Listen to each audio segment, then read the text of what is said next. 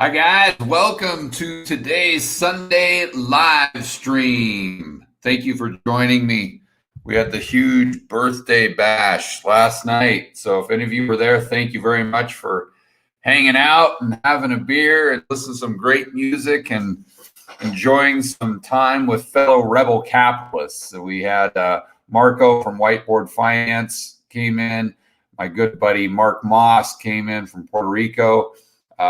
Good buddy Robert Kiyosaki, Ken McElroy was there, along with probably 100 other people from the channel and the membership site Rebel Capitalist Pro. So it was quite an event. It was a lot of fun, and I just cannot wait to do it again. It just confirms what the idea I already had, that we'll definitely do a Rebel Capitalist live. That's for sure, like a Freedom Fest type event in Vegas when we kind of get back to normal here. That's I was thinking about doing it, but after last night, I'm like, oh yeah, I got to do this. This is going to be awesome. So it's just another thing that we can look forward to when we get all this insanity in the rearview mirror. Okay, so just want to remind everyone to check out my new channel, Rebel Capitalist. That's where we're doing 2 to 3 news stories per day. Don't edit them. I just pull up something that I think is interesting, hit the record button, and then upload. Bam, right to YouTube. So if you guys want my thought on recent events, things that are happening in real time, then definitely check out that channel. All right, let's dive into the questions here. Let me go up to the top. Okay, Zero Hedge. Maloney Reddit saying the world's greatest short squeeze is coming in silver and started on Friday. Do you own any physical silver? What are your thoughts? So I don't own any physical silver. I just stick with gold. Not that I don't like so. I'm definitely thinking about it. I think silver is interesting.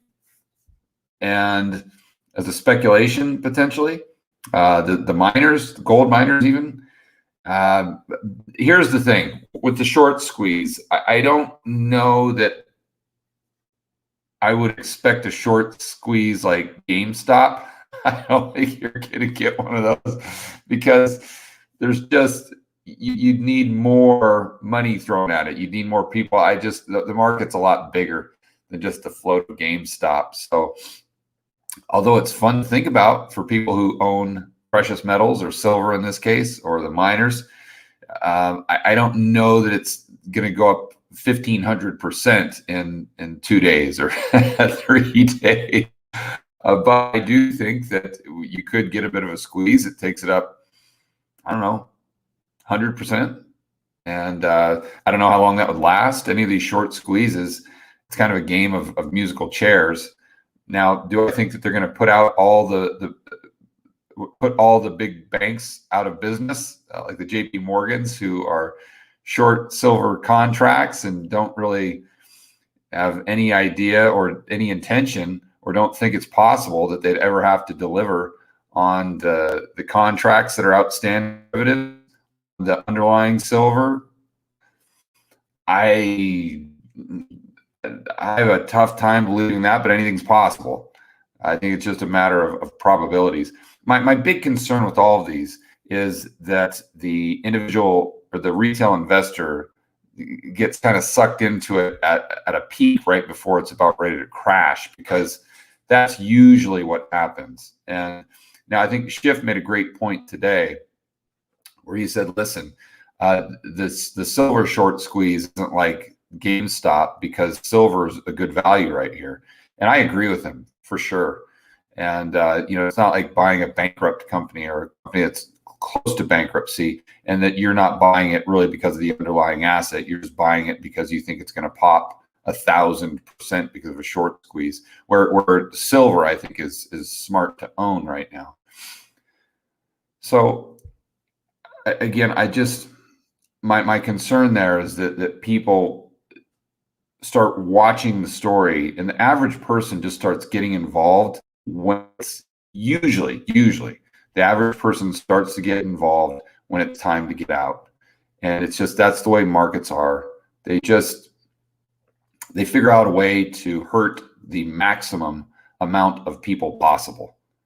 And whenever just go to any of your normie friends, right? Once they start talking about GameStop or anything else, usually that means that it's time to start selling. So if you're thinking about, and see, another thing, I don't know that, well, personally, I would never buy a stock or silver for that matter, just because I thought there was going to be a short squeeze. Never, never, ever, ever. I'm not saying you can't make money at it. Obviously, a lot of people have, but it's just not my style. I just buy things when they're cheap. I don't buy things because I think a ton of liquidity is going to come in because of a Reddit forum and drive the price sky high. That's just not how I operate. And I'm not saying it's wrong. I'm just saying that's not what I do. And it takes me back to my blackjack days, where it's really not whether you win or lose a hand. That's irrelevant. It's just if you play well. And if you play well, if you play each hand correctly, then over the long run, you're going to come out ahead. You have a mathematical edge, regardless of whether or not you lose a hand or 2 or 3 in a row. This just doesn't matter, or you win 2 or 3 hands in a row. It's about playing correctly. And for me, playing correctly just means sticking with the 10-80-10 and buying things when they're cheap and selling them when they're expensive. You're getting paid 80% of your portfolio to own it. And I just stick with that. And I think over the long run, that gives me a mathematical edge. Now, if I stray from that and start getting involved with all the Reddit forums and, oh my gosh, this is AMC is going to go up next. Let's pile into that. Let's go into this. Now, all of a sudden, I'm way off my game. That's not how I invest. And I get caught up in the hype and the emotion, and I don't have an edge there. And if I continue to do that long term, because to me, that's not playing correctly. And although I might win a few bets, if I continue that, in my opinion, the odds are against me, and I'm going to end up losing money. And again, I want to be very clear. I'm not saying that you shouldn't play that game. It's totally up to you. You be the judge. But just realize that usually when the average Joe starts coming into the trade, that's usually when it's time to get out. And let's keep in mind, I want to make this last point here. What was the best performing asset class or the best performing sector in the stock market since the mid 1990s? What was it? Tech? No. It was tobacco. Tobacco. So just you take that, all that cash flow, all those dividends, and when you reinvest them and they compound, the best thing you could have purchased in the mid 90s when they had all those lawsuits and everyone hated it. They said that it was uninvestable. The average Joe, if you would have told them back in the mid 90s, hey, I'm going to buy tobacco, they say, you're crazy. No one's smoking cigarettes anymore. That's a dead industry. They've got all these regulations now, and they've been sued, and they have to pay out billions of dollars, and that you are crazy. See, you would have done better than everyone else. And it goes back, usually what happens, and since I've been investing in 2012, what I've noticed is when I go into investment and everyone tells me I'm crazy, I make money. I make a lot of money. When I go into an investment and people are like, oh yeah, that's a great idea. Yeah, how can I do that? Yeah, man, I see all these guys making money. Yeah, let's do it. And you always lose money. So I would just ask yourself right now if getting involved with a short squeeze, specifically because you're getting in, because that's your motivation, not that you really want to own the underlying asset long term. I would just ask yourself, are you why are you doing this? And does everyone hate it right now? Or is everyone on that bandwagon as well? And so, are you buying GameStop or are you buying tobacco? I'd rather buy tobacco. Do you think countries like Russia, China will jump on Wall Street bet train to destabilize markets?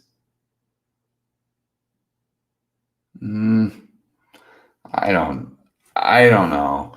I mean, my opinion on Wall Street bets is people are angry, people are pissed. And I think a lot of their anger is misguided. I think a lot of it's like Occupy Wall Street, where they're down there pissed off at Wall Street, where they should really be pissed off at the Fed, and they should be pissed off at the government. That's the real problem.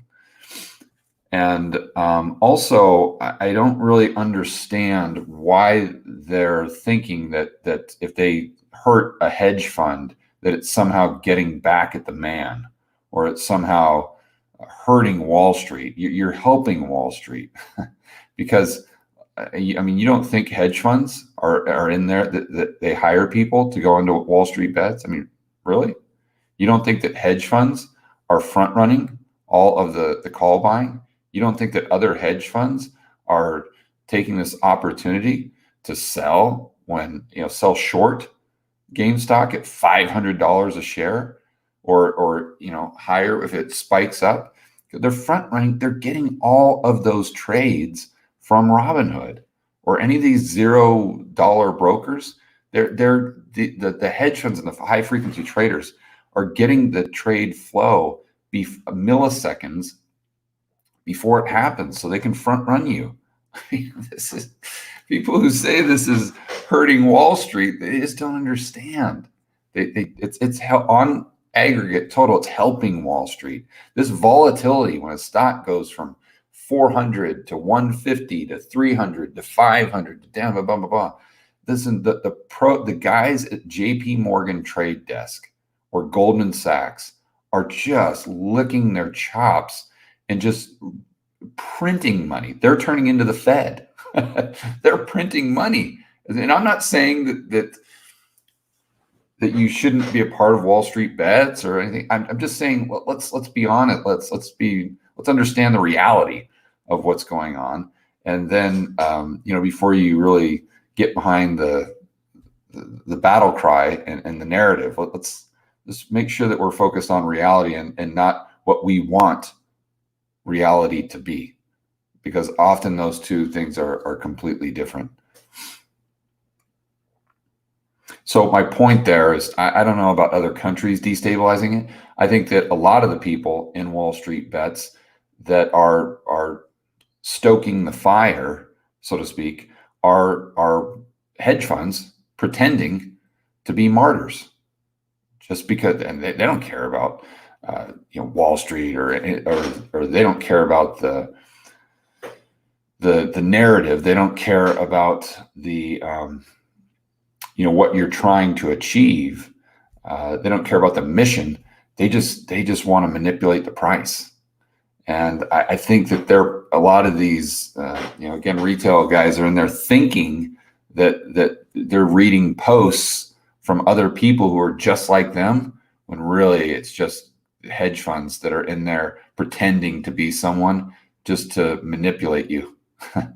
I think that at the end of the day, that's kind of what we're dealing with. But who knows? I mean, we'll see. Again, it's, if you want to play the game, just keep in mind it's a game of musical chairs that you're playing, and sooner or later the music's going to stop.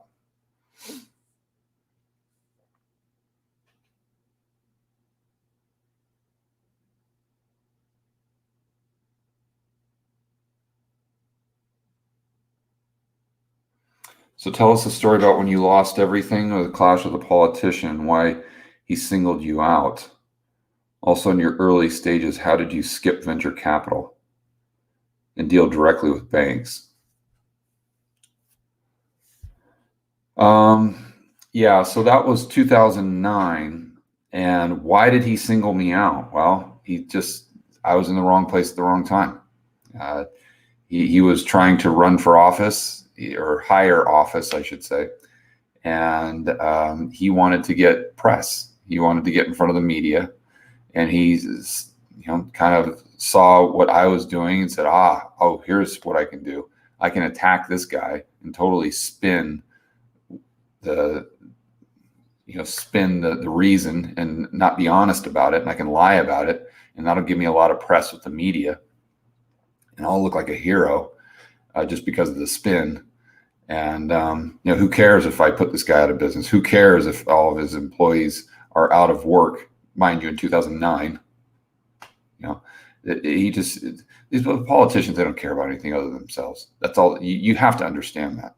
They will do anything. They will destroy any human, any group of people. They will destroy their state. They will destroy their country.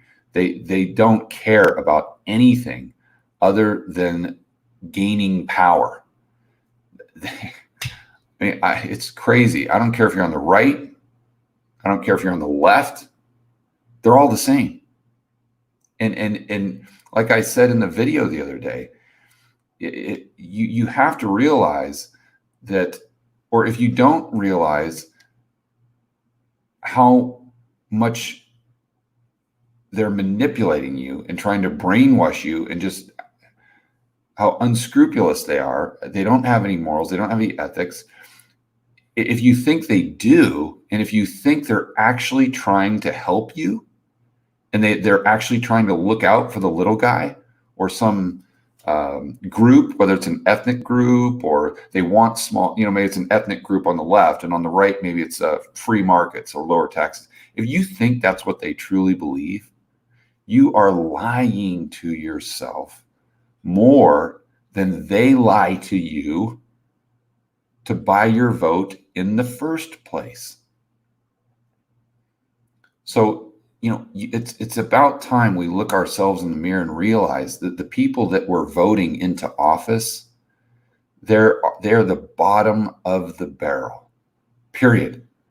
They're the people who are gravitating towards power, and they're not gravitating to producing things and being a benefit to society.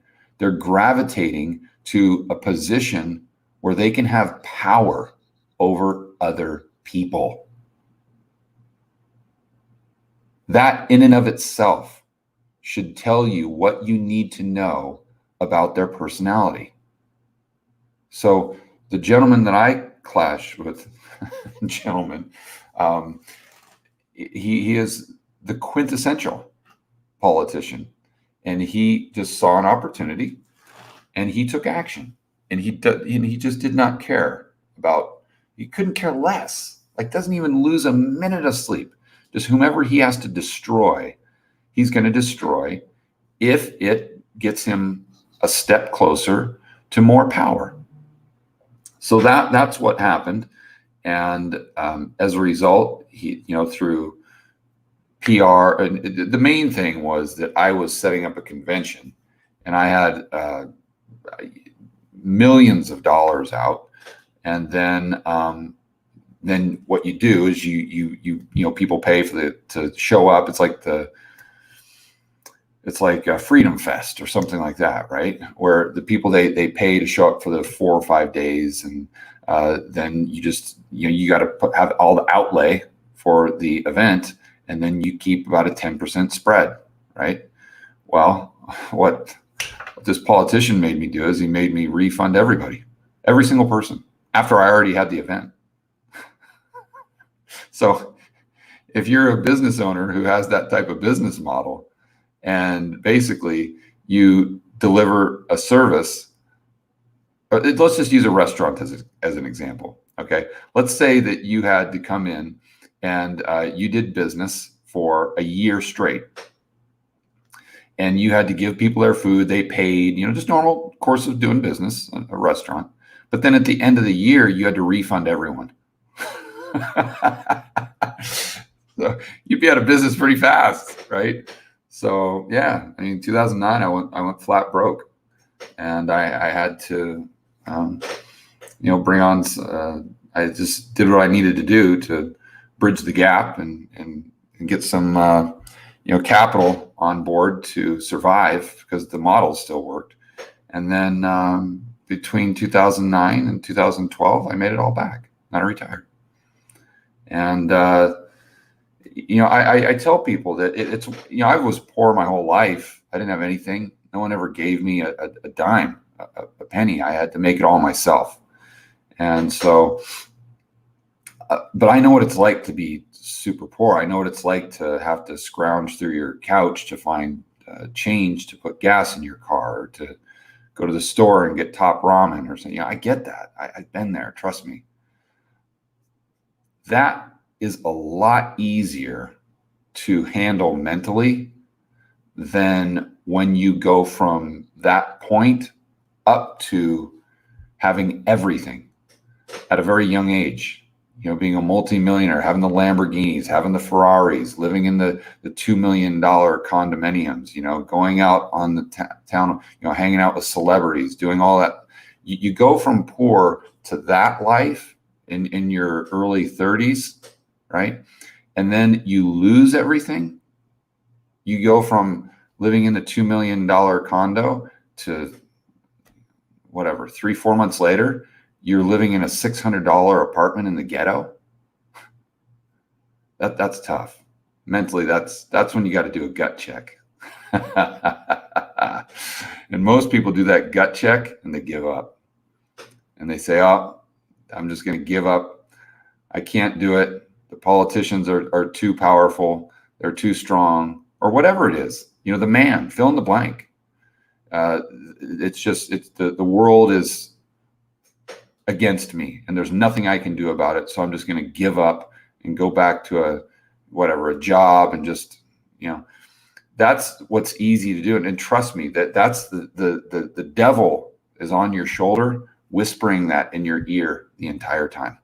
You get the self-doubt, you get the depression that goes along with that. I mean, very few people will have to go through that in their lives. And I wouldn't wish it upon my worst enemy, because mentally it's brutal. It's absolutely brutal. But you've got two decisions. Either you can make excuses the rest of your life and be miserable, or you can just grab, I won't say that, or you can just say, you know what? F it. I'm going to go back out there and I'm going to be 10 times stronger. And F the politicians, F you. I don't care if I'm living in a $600 apartment. I don't care if I'm if I'm broke, if I'm dirt poor again. I don't care. You do anything you want to me. It's not going to matter, because I'm going to get back on my feet and I'm going to kick ass. I'm going to kick everybody's ass. Those are your two decisions. So, and what's weird is when you say it out loud, everyone's like, oh yeah, well, the latter, that's what you do. No, that's the hardest. That's a very, very hard path, because even to wake up in the morning and to work the 12 and 14-hour days to try to figure out a solution, and the stress that's involved, it's tough, but fortunately that's what I was able to do. And, one of the reasons, I'm going way off on a tangent here, but one of the reasons was because during that time, I just needed to, get my North Star again. I needed to take a quick break and just mentally recharge, right? And this was when I hadn't yet really, I was trying to come to terms with what was happening, because I was so angry. I mean, I was obviously, you can imagine how you would feel if that happened to you. And so everything that I'd worked so hard for. But anyway, so I needed to regroup and just figure out what is going on here. And it's before I really made that decision that I'm going to go back out and kick everybody's ass, right? And I'm going to make it all back, and I'm going to prove to everyone, I don't care what the odds are, I'm going to go make it happen. So it was before that, right? So I went up to Moab, Utah, which is one of my places, and I was hiking, and I was up. I don't know if you've ever been to Arches National Park, but there's all these canyons and everything. And I thought, and there was this cliff, it was like a 2,000-foot cliff that went down like this, straight down. And there was this sandstone, and I was trying to get to the top up here, but there's this sandstone kind of grit, not an edge, but this kind of where it was at an angle here. And I thought that it wouldn't be that hard to come on this sandstone and then kind of just go sideways, traverse, and then walk up. But unfortunately, I didn't realize that the sandstone was a lot slicker than I had realized. And I got to about the middle of it. I couldn't get up, and I started to slide down. And there was about, I don't know, maybe 10 feet between where I was and the edge of the cliff that dropped straight down. Call it, I don't know, 1,500 feet, 2,000 feet, something like that. 1,000 feet, I don't know. It was, you're done. It's game over. And once I started to slide, it just within a split second, it dawns on you. Go from, oh, I'm just going to get to this peak right here, and in a split second, you're like, holy shit, I'm going to die. And I had my cell phone. Of course, you're out in the middle of nowhere. You don't have cell phone coverage. And I knew that even if I could call someone, I don't have that long. Like I can't. And you're sliding. I wasn't sliding down quickly. I was just barely sliding out, and I was hanging on. You try to catch a little rock or something like that with your hand just to hang on a bit. But then your arm would get tired and start. And so then you switch arms, and you realize, okay, well, I can't keep this up. And so I don't know. It all happened so fast. And after about, I don't even know what it was, maybe a minute, I don't know, 2 minutes, something like that, I'm like, the only thing I can do right now is yell for help. That's it. That's my only, it's either just yell for help out of desperation and pray that there's someone out in the middle of nowhere. I was probably an hour from the parking lot. Nobody around me. You guys, if you've ever been to Moab, out there in the middle of nowhere, you know what I'm talking about. So I just started yelling for help. And sure enough, probably, I don't know, man, it seemed like forever. And my arms were so tired. There was burning. And, but I knew if I let go, I was just going right off the edge of the cliff. And I don't know if it was 2 minutes, 3 minutes, it all just happened so fast, but I was yelling, and all I could hear was my echo. And then I heard someone respond, and I could hear they were at a distance, and they're like, where are you? What's going on? And I was yelling to them to what was happening. It's like, okay, just hang on. I'll be right there. And I remember the last thing I yelled to him is I said, you need to get here fast, because I'm not going to be able to hang on much longer. Just because I wanted to make sure he understood that this was a very urgent situation, and I don't know how long it was. Maybe it seemed like an eternity, but maybe, 2 minutes, 3 minutes later, something like that, I saw him at the top, and he was a professional rock climber that was out there practicing. And he saw where I was, and he immediately knew the problem. And that it was very, very urgent, but he had run there out of breath, and I don't know what he did, but he just, ties up the ropes, and then he kind of put one around his body, and then he goes down. And as soon as he got to me, he just put his arm around me and bam, put the rope around me. So even if I did let go, I'd still, the rope would be there grabbing, my arms and whatever. So then, and he was a kid. He was probably, 19, 20 years old, something like that. And so he got me down to where I started. And what do you do? How do you thank that person? You know what I mean? I said, dude, you just saved my life, man. And he's like, oh, no, this is no big deal. I'm sure you would have figured a way out of that one. I'm like, no, I would not have figured out a way. So anyway, if you've ever been to Moab, everyone at the end of the night always kind of goes down to the Moab Brewing Company to have a beer and just kind of talk about what they did. So this kid was there with his girlfriend, and they were like camping or something. It's like, meet me there. And I bought him dinner. And then at the end, what I did is I brought an envelope with me. And I remember I went to the ATM machine and took out like as much money as I could out of the ATM. And it was like, I don't know, $1,000 or something like that.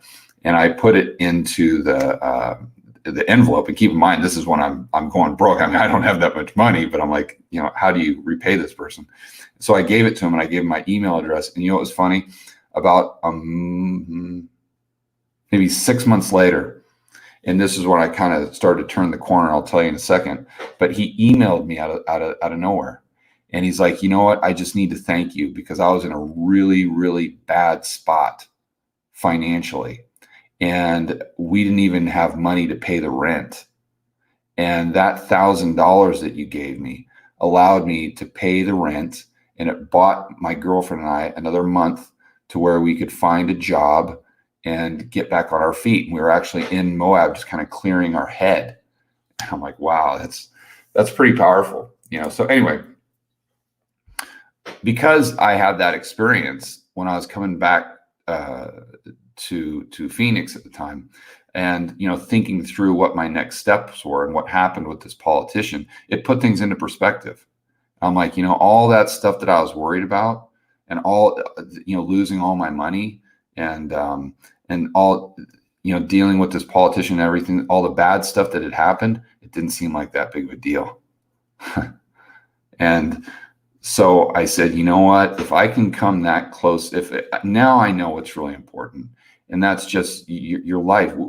Life is short, and you never know when you're going to just, when you're going to get hit by a bus or fall off a cliff or whatever. You realize how precious life is, and you realize what's really important. And I said, you know what, screw it. That what I've been worried about, it's not that big of a deal. If I can make it once, I can make it again. And that's what really triggered my mind to making the decision that I was going to take the hard road. And I didn't care what was going to happen. I was going to go out there, and I was just going to, you do whatever you want to me. And I'm going to break down that wall, and I'm still going to be successful. I'm going to make it all back. So between 2009 and 2012, that's what I did. I made it all back. And in 2012, pretty much down to the penny, and there were other reasons for me hanging it up, but that was one main reason. I remember looking at the bank account and seeing that I had the exact same that I started with. I'm like, okay, I'm out. I did it, done. And so that's kind of the I guess the long story, and it's even more extensive than that. But that was kind of what happened with the politician. As far as it's all the saying, what doesn't kill you makes you stronger.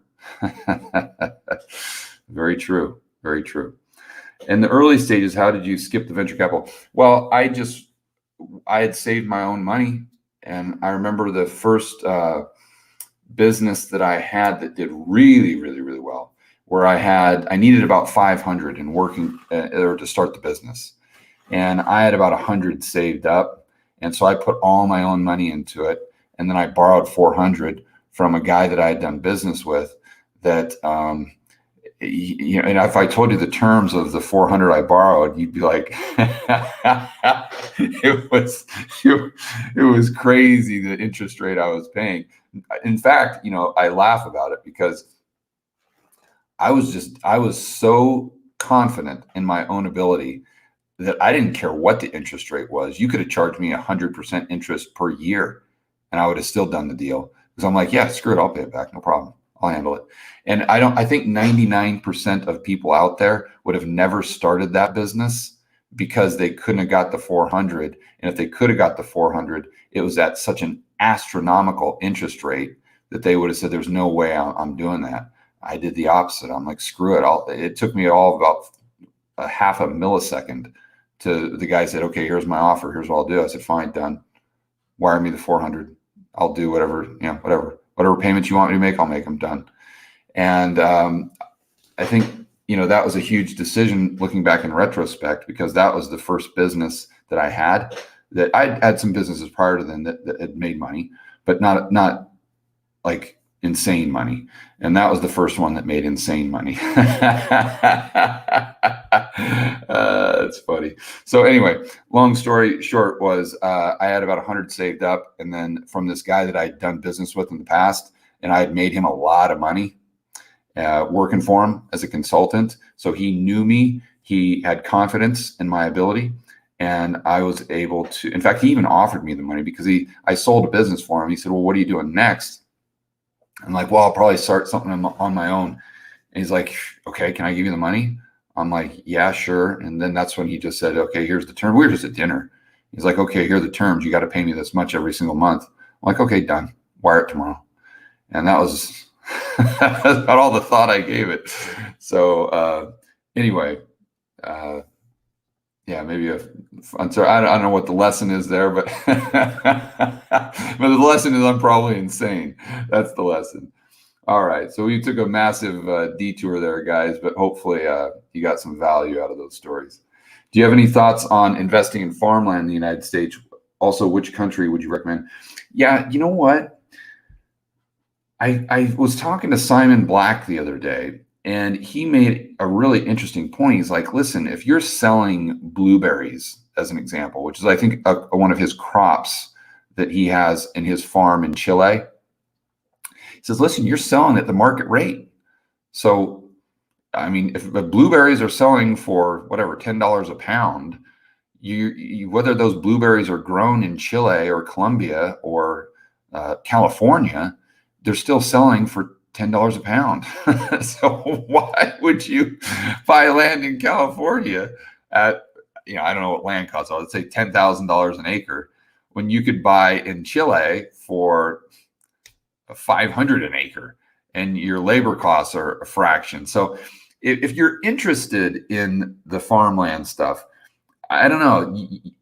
Well, or maybe I should say, if you're interested in farming, then maybe you might want to look outside the United States, just kind of that arbitrage, that geo arbitrage. If you're looking for specific to the United States, I don't know. I'm not sure how it works. I don't know that the yields are fantastic. I think, although I like it because it's a hard asset, I like it for a lot of reasons. I think right now there could be some better opportunities out there that have more tailwind that would benefit if the macro picture benefits farmland, right? So if farmland's doing well for XYZ reason, this other commodity will also do well for XYZ reason, but will probably do better in the interim as far as cash flow, and then might even do better if those events come to fruition, right? Meaning stagflation. But I don't know a lot about it. Let's see. Also, which country would you recommend buying a place if you could be self-sufficient if you leave the U.S.? Well, I mean,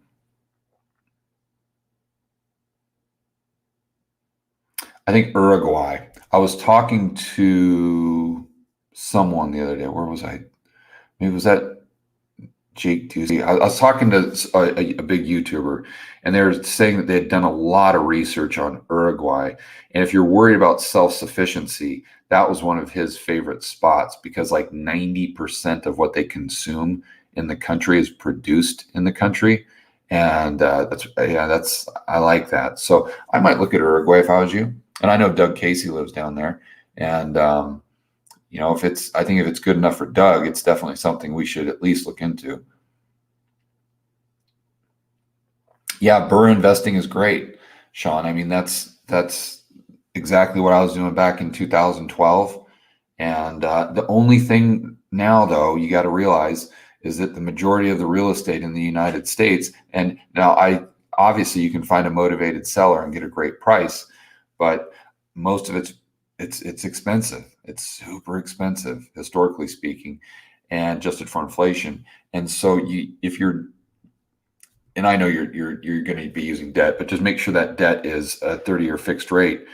And see, one of the great things about doing this back when I was doing it in 2012, when I started, is the real estate was so damn cheap, and I was forcing so much appreciation. Even at a 70% LTV, I could take out all my money. It was insane. So you could go in there. I could buy, I'll use simple math. I'd buy a house for 50 grand. I put in 25. So my cost basis is 75. The house appraises for 100. I go back to the bank. I say, hey, let me get a cash out refi for 75. They go, okay, there you go. I get a free house. I got a house, I got a renter, I got cash flow, and I got the 75,000 in my pocket that I started with. Pretty good deal. I could go do another house. So that's the way you pull off the burst strategy. And that's the way that you can get so many roofs in your portfolio, if you will, is you don't need that much money because you just take the same money and do over and over and over and over and over again. Now you got to be good. You got to know what you're doing in order to pull that off, and it's almost impossible to do it now. But that's the strategy. When the market settles down a bit, we get some more inventory, prices come down, that's exactly what I do in Colombia. Although I don't use the leverage, so that's a little different there. Yeah, I shouldn't say that. It's a similar strategy, but it's a little different. But if you're in a market where you can do a 30-year fixed rate loan, you can refi at that. I like it. But just understand though that the property itself is now your liability. So be very, very, very careful. You understand that you might be buying at a top, and then just understand that the debt is your asset, and you're most likely going to make more purchasing power on the debt than you are the property, because you're getting that debt at such a low interest rate. And if we get price inflation or rent inflation, stagflation, there's going to be a delta on the rate of inflation and your interest rate. And the delta is purchasing power at the end of the day that goes back to you. So you're making money on that debt. You're increasing your purchasing power by paying the debt back with cheaper dollars. And remember, you're not paying it back, your renter is. So I'm not, and it's weird because I'm not one that says, oh yeah, go out and take on debt. I'm not that guy. I'm old school. I'm like, I don't really like saying that, but it is what it is. That's just the world that we live in right now. And if you're not an expert, don't do it, because you're going to get burned. You got to be very, very careful. You got to understand that you're playing with fire, I think. How's the birthday party? The birthday party was incredible. It was absolutely phenomenal. I mean, like I said at the top, my local friends were there. I had some, just tons of awesome people that I know from Phoenix. And then we had probably 100 people from the community. And the gifts were great. In fact, I should just go grab it real quick. This guy gave me a hat just like this one, but he wrapped it in tinfoil. It was great. So I got a tinfoil hat. But I got so many really cool gifts, and books. The books people gave me were just it was humbling, to say the least. It's just surreal that anyone would even watch this YouTube channel or any content I put out. I still can't really believe it, but it's all about community, and that's what I told everyone last night. That it's not about me. It's about you guys. It's about all of us, just building a community. We'll call it the Rebel Capitalist community, and just like-minded people coming together and sharing ideas and trying to figure out the world around us so that we can build wealth and thrive in a world of out-of-control central banks and big governments. That's what it's all about. And if I'm the person that had to set up the YouTube channel to bring all the people together that make up this awesome community, then fine, so be it. But it's not about me. It's about everyone there last night, all of you on the live stream right now. It's about the Rebel Capitalist community. And that's what, I'm all about. And I just want to grow that community so we can get the word out and inform more people as to what's going on, so they can make better decisions for themselves and their future, and hopefully not get into the same position that I was in 2009. Because back then it might have been a politician. In the future, it could be a politician. It could be the World Economic Forum. It could be the IMF. It could be, just right now. And I was listening to my buddy Andrew Henderson's podcast, and he was talking about the wealth tax that they're proposing in California that could potentially affect people who are only there for 60 days. It's getting insane. But anyway, you get my point. So it was just amazing to see people in the community and be able to share time with them and share such a fun experience. So if you were there, thank you very, very much for your time. I understand that that's our most precious commodity in this world. And I realized that very quick in Moab when I was on that cliff. So the fact that any of you would choose to take time out of your schedule and to trade your most precious commodity for just 20 minutes of watching my video, it's incredible, and it means a lot to me. So thank you. All right, next question here. What type of range can you foresee the DXY trading next 3 6? I think maybe, I mean, anything's possible. As far as if I had to really say what's within the range of kind of that I would say is probable, I'd say 80 to 110. Then more probable, probably 85 to 100. That's what I'd say. Looking to use potential rise of dollar to invest overseas. Yeah, but see, again, there you're trying to time the market, and you're trying to predict a price, and I don't know if that's a good idea. I would far rather look at an opportunity overseas and say, listen, is it cheap? And is it cheap with the dollar at 90? And if it's cheap with the dollar at 90, all right, go ahead and pull the trigger. But if you need the dollar to go to 100 in order for or 110 or something for the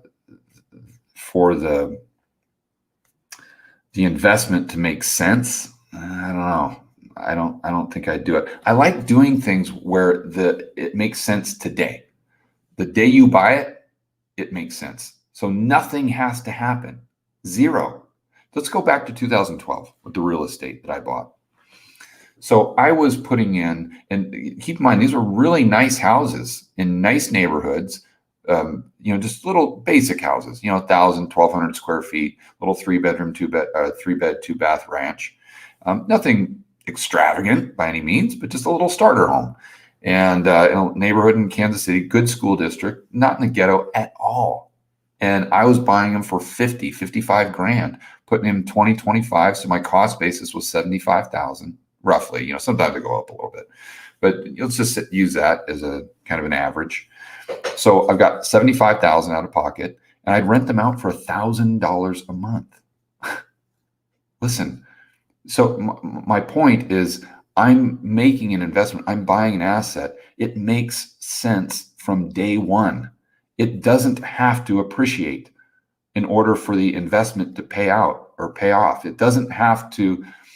It doesn't have to do anything. The market doesn't have to do anything in order for that investment to work. Even if the market goes down, for heaven's sakes, listen, if you had that type of RV ratio, if you had that type of yield right now in this market on a piece of real estate, and I said, yeah, you've got that yield, but the nominal price could go down by 10%. You'd be like, okay, who cares? Sign me up. It's the same thing back then, right?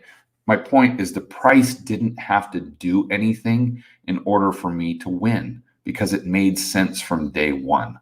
So that's what I really like. I would encourage you guys to maybe consider that for your own portfolio with the 80% side of it, right? It's not the 10% gold, that's insurance, and it's not the 10% speculation.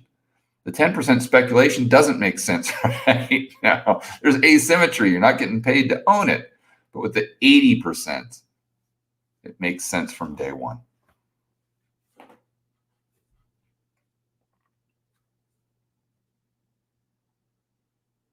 Until MMT happens, where they spend money into existence instead of lending it, do you think real estate is more overvalued than US dollars that are in circulation?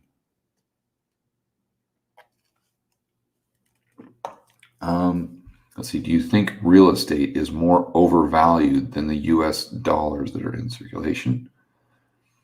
I'm not sure how you're connecting those dots.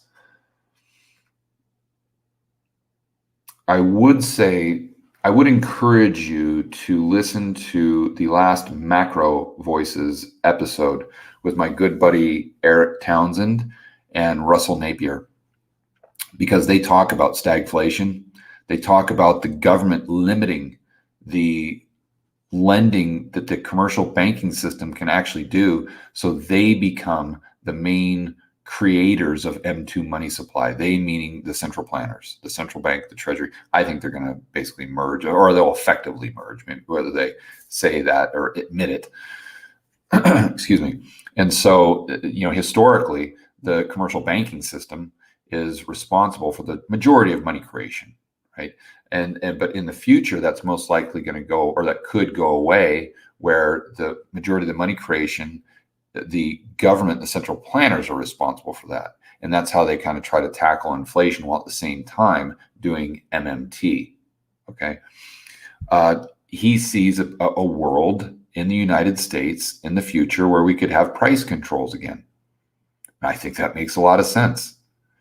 So, I mean, it's just like it's a rewind of the 1970s to a certain extent. And how did housing do in the 1970s? That's what I'd study. I'd look at that, and it did okay. It kind of went up, down a little bit. Pretty much stayed consistent with the rate of inflation. The stock market got crushed 72 to 74. So I would just kind of look at that, and I don't know if I'd go so far as to say that would be my base case, because I totally get what Snyder and Brent Johnson, my buddies, are talking about. And they're a hell of a lot smarter than I am. And I think the dollar could spike for sure. But I just think in 10 years, we're going to look back over this decade, and it's going to be a decade where the majority of it, we saw significant inflation, especially in a consumer price inflation in the things that you buy daily, like the food. And that's, I say, unfortunately, because, it's one thing if the cost of cell phones are going up. Okay, big deal. You buy a cell phone every 3 years or something, right? Or computer, those are the things that are depreciating. Unfortunately, the things that you really, really need to live, that's the price that's going up, rent and food. And fortunately, we've gotten a break because energy prices have been relatively low, but my goodness gracious, now oil is uninvestable, according to the ESG people. Okay, great. Well, what's that going to do to the price of oil? It goes up to 80, 120, let's say, a barrel, or 100 or 120 a barrel. Okay, now all of a sudden you've got super high energy prices, you've got super high housing prices, and you have super high food prices, and continually going up. You see? So, and then you have structurally high unemployment because they're locking down an economy. And I personally think in the next 10 years, they'll probably lock down the economy. They'll lock it down a couple times again.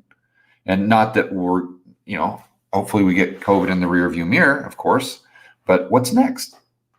And I'm not saying this implying that there's anything nefarious. I'm just saying that since 2003, we've had 9 or 10 of these things, whether it's this flu or that flu or H1N1, any of these things, they pop up every 2 years, pretty much.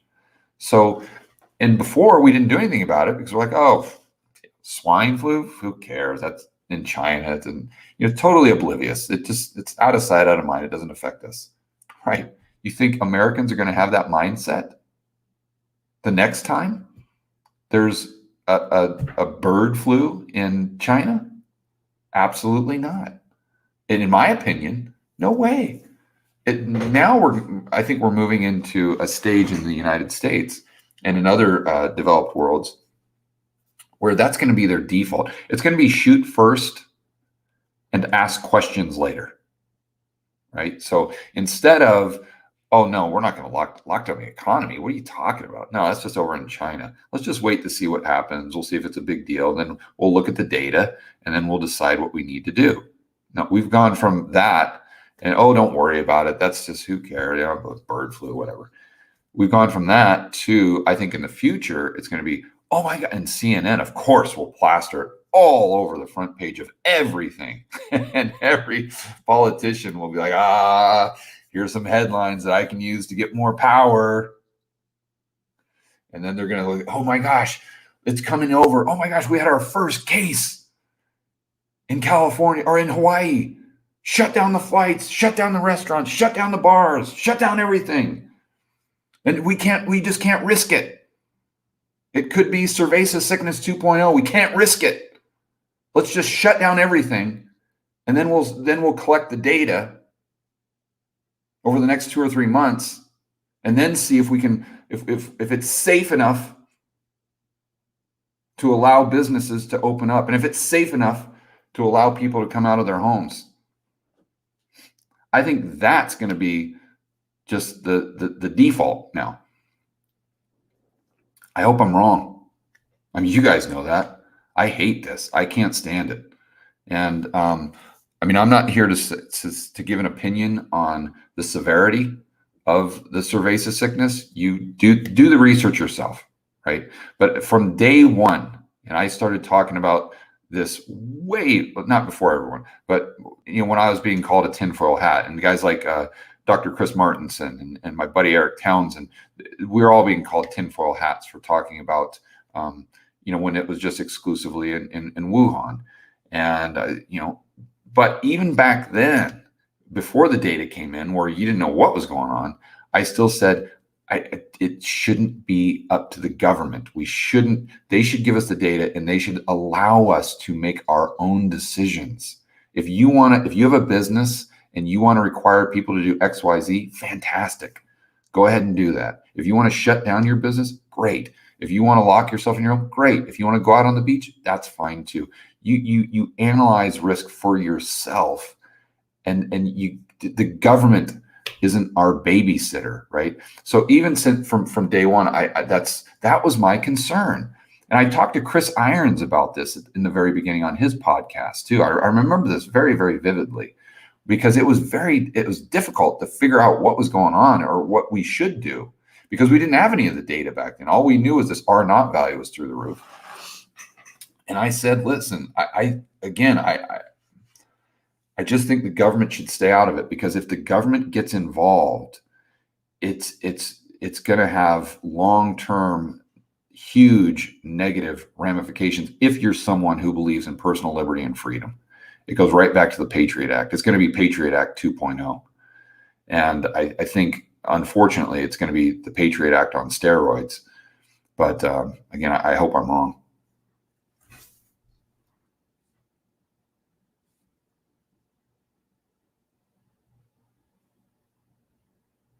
Oh, shoot. I apologize for this live stream today, guys. I really went off on a tangent. I know some of you like tangents, so you might enjoy it. Other people will sort of say, oh, George, just stick to the questions. You get to more of them. So next week, I'll do my best to focus on answering more questions and kind of just giving you 1 or 2 minute answers. I just thought that, a couple stories that I haven't really gone into in great detail. And if you're an aspiring entrepreneur, hopefully you'll get some value out of that, and maybe get some that will inspire you. My story will motivate you to go out there and tackle those challenges that you face on a daily basis, because I've been there, man. Been there, done that. I get it. I've got all the gray hair. I got all the gray hair to prove. I've had the sleepless nights. I've maxed out the credit cards for payroll. I've battled the politicians. I understand the daily grind and the nonstop fight that it is to be an entrepreneur, a producer, especially now, and create jobs. So anything I can do to help inspire you to go out there and kick ass and add value, because you are the growth engine of our economy. I mean, if we're going to get out of this hole that we're in, if we're going to rebuild the economy, the only people that can do it are the individuals and the entrepreneurs. That's it. Without them, we're done. So anything that I can do to be of service or help you guys go out there and rebuild this economy and on a structurally sound foundation, that's what I need to do. So that's why I kind of went off on those tangents. But let me go and do some shout outs, guys. So we go down here. And we've got Steve 50, Mr. John Wayne. Talking about a guy that goes out there and kicks some ass. Devora, Brandon Smith, it's all on a whim. Steve S, Max Bootstrap, Rusty Pranger, Mo Raff, C Parobi O, John Sweaton, Steve, Thomas Gurman, Rasa Wergler, Nick Baker, BB Silver, Eagle, Terry Williman, COB Vans. I'm sure I butchered that one. Oh, sorry about that. KK237, Praddock is here. I always see Praddock on here. Nicholas Mickelson. I think I see Nicholas here all the time. All-Nighter Heater, we always see him here, or she. Mr. Jeremy Desjardins. I'm going to assume that's Spanish and say Desjardins. Hopefully I'm getting that right. Penny Pinchin Prepper, all right.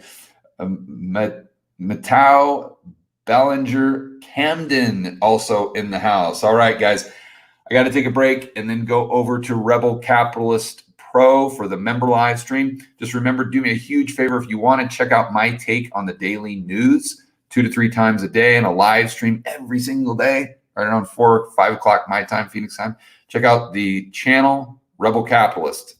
Thanks for hanging out with me. See you on the next video.